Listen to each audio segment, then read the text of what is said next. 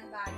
Hari ini kita akan melanjutkan pelajaran IPA, namun sebelumnya kita berdoa terlebih dahulu. Doa dimulai. Amin, doa selesai. Seperti biasa, sebelum memulai pelajaran, kita lakukan tepuk semangat ya. Kita mulai. Tepuk semangat. Semangat. Asik-asik, jos. Ya, harus tetap semangat. Meskipun sudah hampir 2 bulan ini, kita harus belajar mandiri dari rumah. Pasti semuanya sudah rindu kan belajar di sekolah kamu.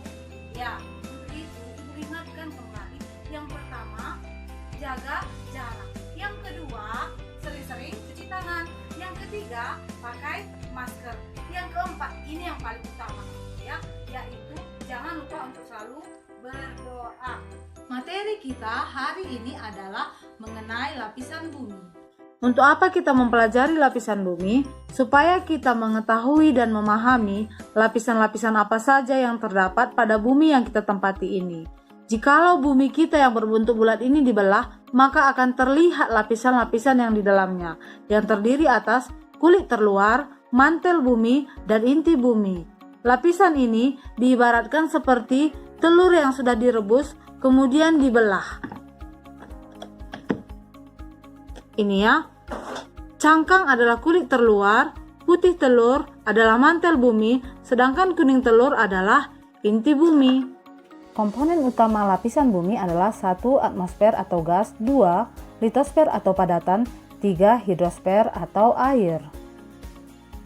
Perhatikan gambar berikut, orang-orang yang berfoto, praktikum siswa Trinity, pesawat yang mengudara, meteor yang jatuh, pesawat ulang-alik, dan satelit yang mengorbit. Di lapisan atmosfer manakah aktivitas dari manusia dan benda-benda tersebut?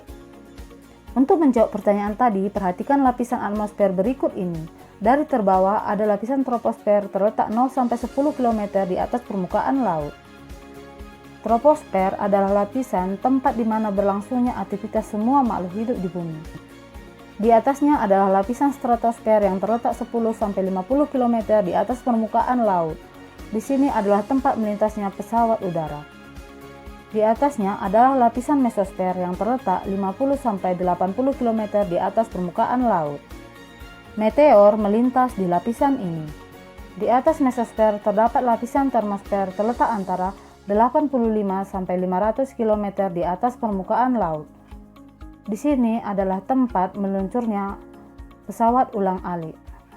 Lapisan ini juga berfungsi untuk melindungi bumi dari radiasi sinar ultraviolet.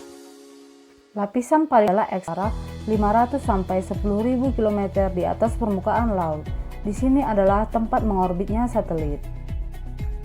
Di daerah kita Tanah Karo ini terdapat Gunung Sibayak dan Gunung Sinabung. Beberapa tahun yang lalu Gunung Sinabung mengalami erupsi. Mengapa ini bisa terjadi? Simak slide berikutnya. Litosfer adalah komponen padatan bumi. Struktur litosfer terdiri dari kerak bumi, mantel luar dan dalam, inti luar dan inti dalam. Di dalam kerak bumi terdapat lempeng benua dan lempeng samudra. Suhu di inti bumi sangat panas, mencapai 6000 derajat Celcius. Ini menyebabkan terjadinya perpindahan panas secara konveksi dari inti ke mantel bumi. Peristiwa ini seperti memanaskan air hingga mendidih.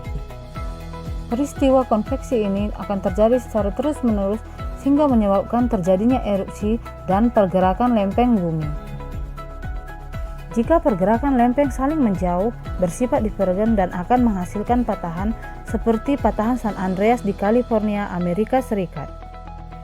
Sedangkan jika dua lempeng saling mendekat, maka disebut konvergen, menyebabkan terjadinya tabrakan antar lempeng, baik lempeng samudra maupun benua, membentuk palung laut. Pergerakan antar lempeng ini bisa menyebabkan terjadinya peristiwa gempa bumi. Komponen air atau hidrosfer merupakan lapisan air yang menyelimuti bumi. Semua makhluk hidup menggunakan air untuk melangsungkan kehidupannya. Tetapi air di bumi tidak pernah habis. Mengapa? Karena air melakukan proses hidrologi atau proses daur ulang secara terus-menerus. Matahari akan menguapkan seluruh air di permukaan bumi menjadi uap air di awan dan akan turun sebagai hujan.